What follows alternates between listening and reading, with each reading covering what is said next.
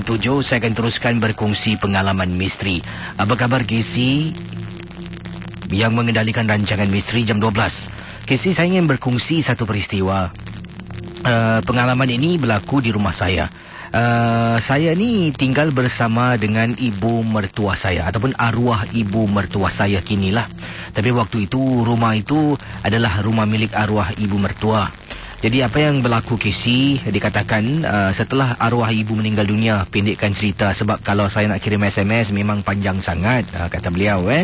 Jadi diteruskan pengalaman beliau setelah arwah ibu meninggal dunia, saya ni dengan pembantu rumah sibuk mengemas bilik si arwah.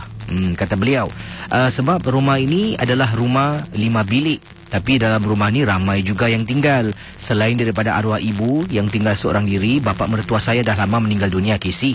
Dalam rumah tu juga saya dengan suami dan juga seorang anak saya bersama dengan dua orang anak saya bersama dengan seorang pembantu rumah. Jadi kalau termasuk arwah ibu, lebih kurang dalam 6 orang dalam rumah. Saya dengan suami tinggal satu bilik. Anak saya seorang lelaki, seorang perempuan. Dan pastinya mereka berdua ni dah besar panjang, tak boleh tinggal sebilik. Jadi anak perempuan saya lah gunakan bilik tidur. Tapi abangnya tetap akan berkongsi bilik tersebut untuk simpan pakaian-pakaian beliau. Waktu malam abang akan tidur di luar. Dan diceritakan arwah ibu saya ketika itu juga bersama ada satu bilik lah, bilik tidurnya. Jadi pembantu saya tidur sebilik dengan anak gadis saya. Anak lelaki saya tidur di ruang tamu seorang diri. Dipendekkan cerita, bila arwah ibu meninggal dunia, dengan segeralah kami pun mengemas bilik tersebut, nak bersihkan supaya anak bujang saya boleh tidur di dalam bilik tersebut. Jadi lebih kurang setelah 2 minggu Casey, 2 minggu bilik itu tidak terusik kerana arwah baru pergi. Dan suami pun kata tak baik, jangan bersihkan bilik arwah dulu, biarlah seketika kerana arwah tu baru pergi. Seolah-olah kita tak sabar pula nak alihkan barang dia. Jadi saya pun akurlah dan dengar kata suami. Apa yang berlaku Casey, pada malam yang pertama ni saya duduk dalam rumah seorang diri. Anak saya, iaitu anak perempuan saya, dan juga dikatakan sini dengan anak lelaki dengan suami saya tidak ada di rumah. Mereka sebenarnya baru pulang, pergi ke rumah rakan kawan suami saya. Anaknya ada menganjurkan satu majlis hari jadi. Saya pula waktu itu baru balik kerja. Memang suami jemput dan ajak. Oleh kerana dah terlampau lambat, saya pun dah penat. Saya kata pada suami, tak apalah, saya tukar plan. Saya kata saya balik dulu, saya berehat dekat rumah sajalah, nanti jumpa abang dengan anak-anak di rumah. Pembantu pun ikut mereka bersama suami ajaklah. Jadi pendengar Ria 897, katanya nama samaran digunakan di sini, katanya Maria. Pengalaman yang dialami dalam rumah. Ini setelah ibunya meninggal dunia. Lebih kurang nak dekat seminggu lebih lah ibu dah meninggal dunia. Jadi inilah kisah yang ingin saya teruskan. Anda fikirkan apakah yang berlaku bila Maria balik ke rumahnya. Bila suami dengan anak-anak dengan pembantu tidak ada di rumah. Seminggu lebih ini bilik itu masih belum dibersihkan. Jadi apakah yang bakal diketengahkan akan saya kembali sebentar nanti. Anda jangan ke mana-mana. Ria, terus berhibur bersama kami sebentar lagi.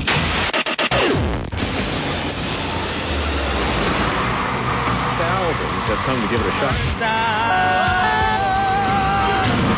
One of the most brilliant auditions I've heard. I got my grave.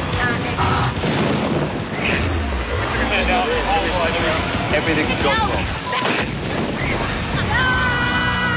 The X Factor, tonight at 10 on 5. Misteri Jam 12. Soul Renovation Contractor. Kunjungi cawangan mereka di nombor 423 Changi Road atau hubungi 6742-6671. Promosi pakej kabinet dapur 20 kaki lari dengan harga $1,988 beserta pintu kabinet soft closing bernilai $300 percuma.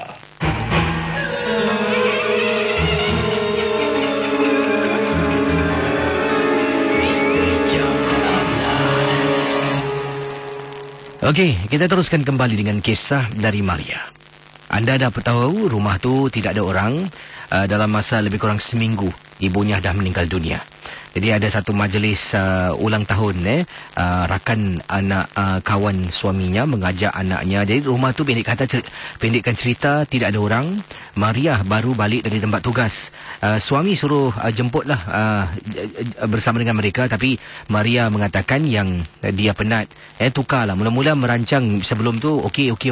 Tapi bila malam hari dia kepenatan, dia kata, "Bang, saya balik dululah bang. Saya jumpa kat rumah je lah. Saya penat sangat." Jadi inilah, bila berlakunya dalam rumah, tidak ada orang ada dalam rumah kecuali Maria seorang diri. Sebelum tu saya kembali pada kisah yang diceritakan. Bila balik tu saya duduk di ruang tamu seorang diri, Kisi. Saya belum lagi nak mandi sebab penat sangat. Jadi saya duduk di ruang tamu untuk lelapkan mata sekejap kerana terlampau penat sangat-sangat. Sedang saya duduk, katanya Maria, duduk di sofa.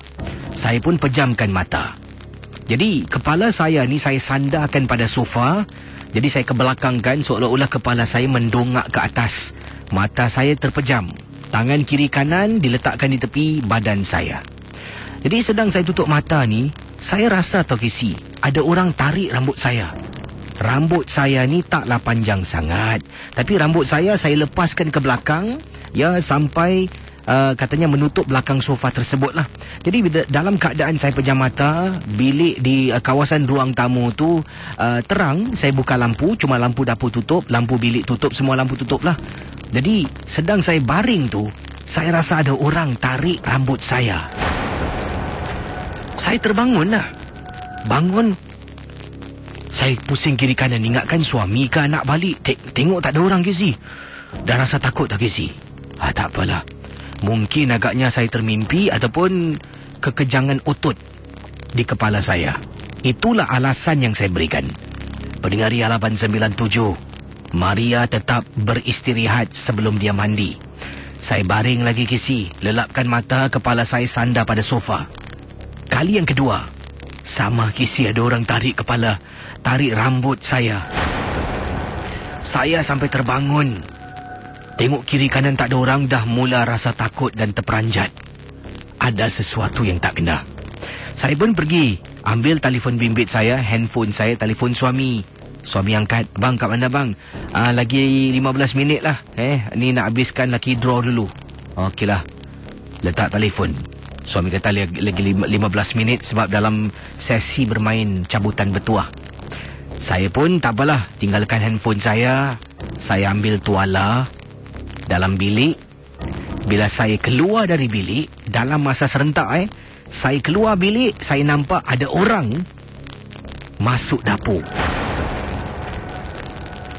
Saya perasan Kisi, walaupun tak nampak jelas lah, nampak susuk tubuh tidak, tapi seperti saya nampak ada orang. Saya keluar bilik tidur, ada orang masuk ruang dapur. Saya berhenti sekejap dan bertanya, "Aku nampak orang ke? Tak mungkin, rumah ni kosong, tak ada orang." Ida dalam rumah ya?" Ida tu nama pembantu rumah. Tidak ada orang menyaut. Saya tolak pintu bilik anak gadis, tak ada orang. Saya jalan nak pergi dapur, teringat mungkin Ida tidur dalam bilik arwah ibu saya. Ibu mertua saya, maaf. Saya patah balik, tolak pintu arwah. Kisi terperanjat, Kisi. Tak tahu tak apa saya nampak. Katil bilik tersebut digunakan ketika arwah meninggal. Dikafan, ditutup dengan kain batik lepas. Macam itulah saya nampak dalam bilik arwah yang gelap gelita. Astaghfirullahalazim. Saya istighfar, Kisi. Terus tutup pintu. Kali ni saya telefon suami, "Abang dekat mana bang? Dah abang dah nak balik ni. Bang, cepat bang." Pendengar Ria 897. Katanya Maria, "Saya tak berani nak mandi. Saya keluar dari rumah dengan baju kerja saya dengan tuala yang saya gantung di bahu. Saya tunggu di koridor sampai suami dengan anak-anak dengan pembantu balik." Betul, Kisi. Memang menakutkan. Suami sampai tanya, saya jelaskan, suami tak percaya. Sampailah pada suatu hari selepas 2 minggu. Sebab saya tanya malam tu, suami kata tak baik. Arwah baru meninggal. Tak apa. 2 minggu lebih kemudian, saya dengan pembantu rumah membersihkan bilik arwah ibu mertua saya. Bila saya keluarkan barang-barang dalam almari, terperanjat Casey. Macam-macam jenis keris, batu cincin yang dia simpan. Saya tak pernah nampak pun. Mungkin salah satu barang itu ada penunggu, ada pendindingnya, saya tak pasti. Tapi semua saya buang, termasuk pakaian. Sampaikan katil saya buang, beli yang baru, almari pun sama. Sebab anak saya takut. Anak bujang saya takut. Baru saya tahu, dia pernah ceritakan pada saya. Katanya, bila nenek dah meninggal, dia masih tidur di ruang tamu. Waktu itu, dia dengar nenek panggil, "Imran."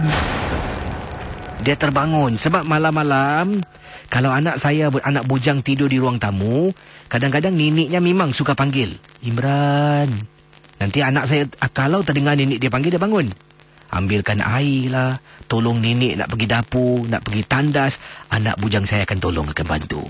Tapi malam tu katanya, Mama, bila Im tengah tidur, Im dengar nenek panggil. Suara desayu. Im pun tak fikir panjang.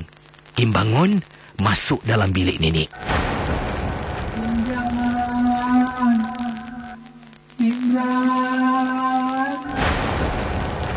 Kata anak saya Casey, dia bangun, masuk ke dalam bilik nenek dan dia baru rasa, Astaghfirullahalazim.